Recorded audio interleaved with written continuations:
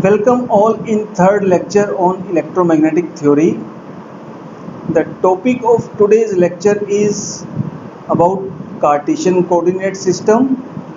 However, before discussing about Cartesian coordinate system, we will discuss about vector operation because the concepts of vector operation will be used repeatedly in coordinate systems. So a vector is an object that has both a magnitude and direction. Geometrically, we can picture a vector as a directed line segment whose length is the magnitude of the vector and with an arrow indicating the direction of the vector. The direction of vector is from its tail to its head.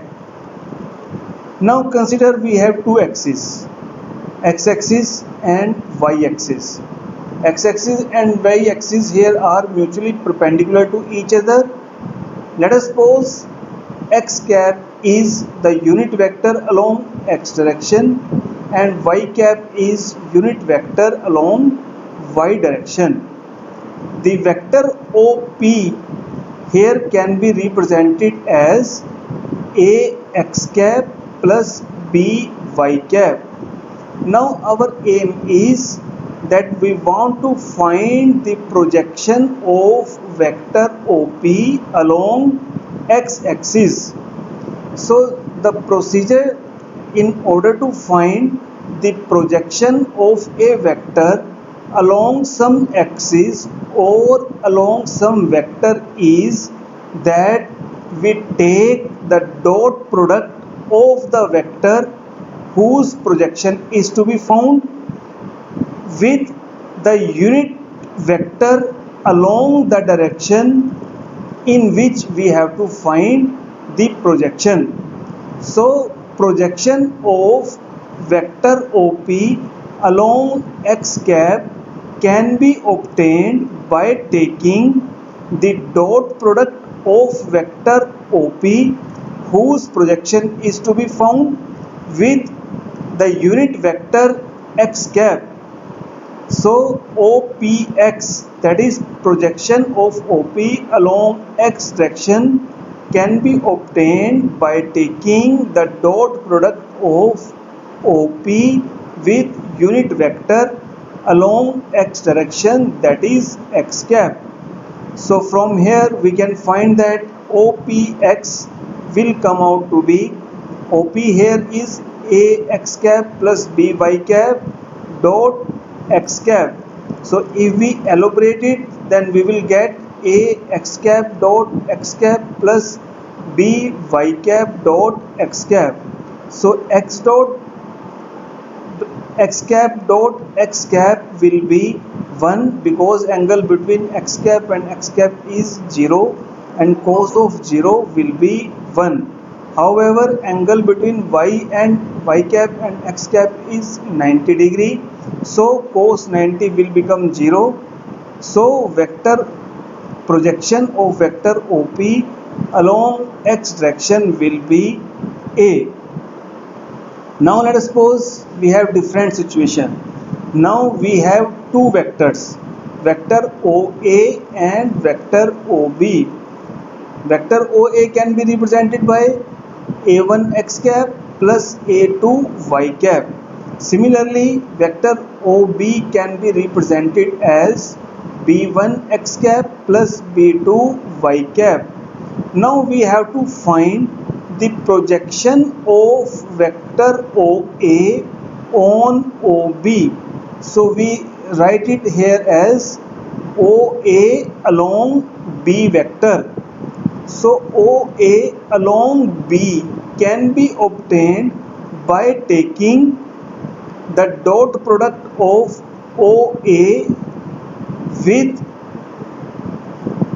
unit vector along B direction. So B cap here is vector OB divided by magnitude of OB, which will get that it is b1 x cap plus b2 y cap divided by its magnitude, which is b1 square plus b2 square. So OAB, that is projection of OA on B, will be A1 x cap plus A2 y cap dot B1 x cap plus B2 y cap divided by square root of B1 square plus B2 square. So this is the magnitude of projection of A on B. Now the projection of A on B is along unit vector B cap direction. So this is the procedure to find projection of a vector on some axis or along some vector. So the procedure is that we need to take dot product of the vector whose projection is to be found with the unit cap vector along which projection is to be found. We will require these conversions in order to convert one vector in one coordinate system into another vector in another coordinate systems. So next is about coordinate systems. So coordinate system is a method for identifying or for specifying the location of a point on earth or in space or at any point. So generally we use or we have basically three coordinate systems which we name as Cartesian coordinates, cylindrical coordinates and spherical coordinate systems. The common along all these coordinate systems is that all these three coordinate systems have three axes which are mutually perpendicular to each other. For example, first we discuss about Cartesian coordinate. In Cartesian coordinates, the location of point P is represented by three axes which are x-axis, y-axis and z-axis. The location of point P is represented by x, y and z. The vector OP in Cartesian coordinates can be represented by x cap plus y cap plus z cap.